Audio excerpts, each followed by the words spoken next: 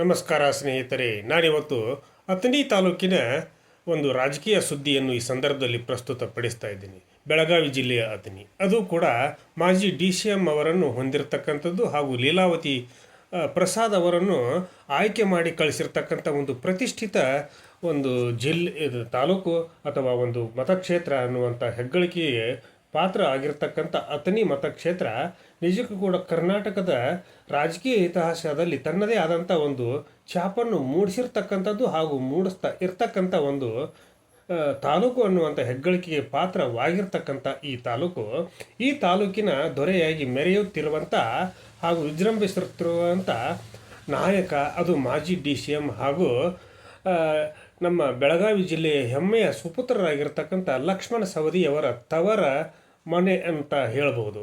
ಹೀಗಿರುವಾಗ ಲಕ್ಷ್ಮಣ ಸವದಿಯವರು ನಿಜಕ್ಕೂ ಕೂಡ ರಾಜ್ಯ ಕಂಡ ಅಪರೂಪದ ನಾಯಕರು.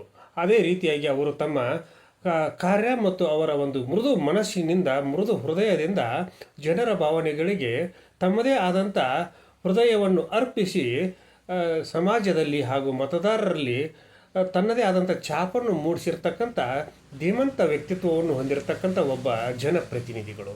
ಹೀಗಿರುವಾಗ ಲಕ್ಷ್ಮಣ ಸವದಿಯವರು BJP ಪಕ್ಷವನ್ನು ಬಿಡಬೇಕಾಗಿ ಬಂದಿರತಕ್ಕಂಥ ಸಮಯವೂ ಕೂಡ ಒಂದು ಸೋಜಿಗದ ಪರಿಸ್ಥಿತಿಯನ್ನು ನಿರ್ಮಾಣ ಮಾಡಿತ್ತು. ಆ ಸಂದರ್ಭದಲ್ಲಿ ಆ ಪಕ್ಷದ ವರಿಷ್ಠ ಮಂಡಳಿಯವರು ಲಕ್ಷ್ಮಣ ಸವದಿಯವರ ಒಂದು ಜವಾಬ್ದಾರಿ ಹಾಗೂ ಅವರ ಒಂದು ನಾಯಕತ್ವದ ಗುಣಗಳನ್ನು ಅರಿತುಕೊಂಡು ಅವರನ್ನು ಕರ್ನಾಟಕ ರಾಜ್ಯದ ಉಪಮುಖ್ಯಮಂತ್ರಿಗಳನ್ನಾಗಿ ನೇಮಕ ಮಾಡಿ ರಾಜ್ಯಭಾರವನ್ನು ಅವರ ಹೆಗಲಿಗೆ ಏರಿಸಿತ್ತು ಅನ್ನುವಂಥ ಭಾವನೆಗಳು ಕೂಡ ಕರ್ನಾಟಕದಾದ್ಯಂತ ಪ್ರತಿಧ್ವನಿಸಿರ್ತಕ್ಕಂಥ ಮಾತುಗಳು. ಹೀಗಿರುವಾಗ ಬೆಳಗಾವಿ ಜಿಲ್ಲೆಯಲ್ಲಿ ಸತೀಶ್ ಜಾರಕಿಹೊಳಿಯವರ ಬಣ ಅಂತಲ್ಲ, ಜಾರಕಿಹೊಳಿಯವರ ಕುಟುಂಬ ಮತ್ತು ಕತ್ತಿಯವರ ಕುಟುಂಬದ ಒಂದು ರಾಜಕೀಯ ಬಣಗಳು ನಿರ್ಮಾಣವಾದಾಗ ಲಕ್ಷ್ಮಣ ಸವದಿಯವರು ರಮೇಶ್ ಕತ್ತಿಯವರ ಬಣದ ಜೊತೆಗೆ ಗುರುತಿಸಿಕೊಂಡು ಬೆಳಗಾವಿಯ DCC ಬ್ಯಾಂಕಿನ ಚುನಾವಣೆಯನ್ನು ಎದುರಿಸಿದರು. ಅದರಲ್ಲಿ ಅವರು ಜಯ ಗಳಿಸಿದರೂ ಕೂಡ ಆ ಒಂದು ಜಯಕ್ಕೆ ಅವರಿಗೆ ಕನ್ನಡಿಗ ಚಾನಲ್ YTM ಮೂಲಕ ಅಭಿನಂದನೆಗಳನ್ನು ಕೂಡ ಸಲ್ಲಿಸಲಿಕ್ಕೆ ನಾನು ಬಯಸಿದ್ದೇನೆ ಹಾಗೂ ಅಭಿನಂದನೆಗಳು. ಜೊತೆಗೆ ಲಕ್ಷ್ಮಣ ಸವದಿಯವರು ಆ ಕ್ಷೇತ್ರದ ಒಡನಾಡಿಗಳು. ಜೊತೆಗೆ ಆ ಕ್ಷೇತ್ರದಲ್ಲಿ ಎಲ್ಲ ಜನರೊಂದಿಗೆ, ಎಲ್ಲ ಧರ್ಮೀಯರೊಂದಿಗೆ, ಎಲ್ಲ ಜಾತಿ ಜನಾಂಗಗಳೊಂದಿಗೆ ತನ್ನದೇ ಆದಂಥ ಸ್ನೇಹಪರ ಒಂದು ಕಾಳಜಿಯುತವಾದಂಥ ಮನಸ್ಸನ್ನು ಇಟ್ಟುಕೊಂಡು ಅಥಣಿ ಮತಕ್ಷೇತ್ರದ ಜನತೆಯ ನಾಡಿ ಮಿಡಿತವನ್ನು ಅರಿತಿರ್ತಕ್ಕಂಥ ಒಬ್ಬ ವ್ಯಕ್ತಿ, ಜನಪ್ರತಿನಿಧಿ. ಆ ರೀತಿಯಾಗಿ ಅವರು ಅಲ್ಲಿ ಬೇರೂರಲಿಕ್ಕೆ ಕಾರಣಗಳೇನು ಅಂತ ಕೇಳಿದಾಗ ಅಲ್ಲಿ ಲಕ್ಷ್ಮಣ ಸವದಿಯವರಿಗೆ ಪ್ರತಿಸ್ಪರ್ಧಿಗಳೇ ಇಲ್ಲವೇನೋ ಅನ್ನುವಂಥ ಭಾವನೆಗಳು ಉದ್ಭವಿಸಿದಾಗ ಅಲ್ಲಿ ಮಹೇಶ್ ಕುಮಟಳ್ಳಿ ಅನ್ನುವರು ಧೂಮಕೇತುವಿನಂತೆ ಅವತರಿಸಿ ಲಕ್ಷ್ಮಣ ಸವದಿ ಅಂತ ಒಬ್ಬ ಧೀಮಂತ ನಾಯಕನನ್ನೇ ಸೋಲಿಸಿ ವಿಧಾನಸಭೆಗೆ ಆಯ್ಕೆ ಆಗಿರ್ತಕ್ಕಂಥ ಇತಿಹಾಸವೂ ಕೂಡ ಇದೆ. ಹೀಗಿರುವಾಗ ಆ ಇತಿಹಾಸವನ್ನು ಕೆಣಕಿದಾಗ ಮಹೇಶ್ ಕುಮಟಳ್ಳಿಯವರ ಹಿಂದೆ ನಿಂತಂಥ ಒಂದು ಬಲಾಢ್ಯ ಶಕ್ತಿ ಅದು ರಮೇಶ್ ಜಾರಕಿಹೊಳಿಯವರ ಒಂದು ಶಕ್ತಿ ಅಂತ ಹೇಳ್ಬೋದು.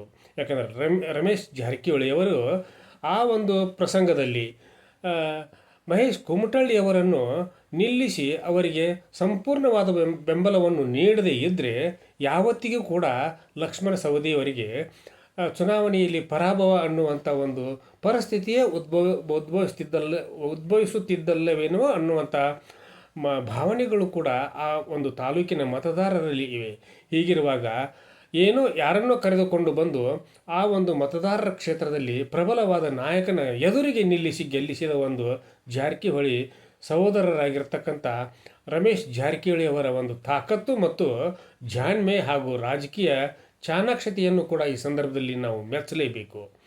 ಅಂಥ ಒಂದು ಪರಿಸ್ಥಿತಿಯಲ್ಲಿ ಆವಾಗ ಒಂದು ಸಲ ಮಾತ್ರ ಲಕ್ಷ್ಮಣ ಸವದಿಯವರು ಮಹೇಶ್ ಕುಮಟಳ್ಳಿಯವರ ವಿರುದ್ಧವಾಗಿ ಸೋತು ಅವರು ಇನ್ನೇನು ರಾಜಕೀಯ ಒಂದು ಸ್ಥಿತ್ಯಂತರದಲ್ಲಿ ಅವರು ರಾಜಕೀಯವನ್ನು ಮರೆತಂತೆಯೇ ಆಗಬಹುದೇನೋ ಅನ್ನುವಂಥ ಒಂದು ಸಂದರ್ಭದಲ್ಲಿ ಭಾರತೀಯ ಜನತಾ ಪಕ್ಷ ಅವರಿಗೆ ಅಭೂತಪೂರ್ವವಾದಂಥ ಒಂದು ಗೌರವವನ್ನು ನೀಡಿ ಈ ರಾಜ್ಯದ ಉಪಮುಖ್ಯಮಂತ್ರಿಗಳನ್ನಾಗಿ ನೇಮಕ ಮಾಡಿ ಅವರಿಗೆ ರಾಜ್ಯದ ಆಗು ಹೋಗುಗಳನ್ನು ನೋಡುವಂಥ ಸೌಭಾಗ್ಯವನ್ನು ಕಲ್ಪಿಸಿತು.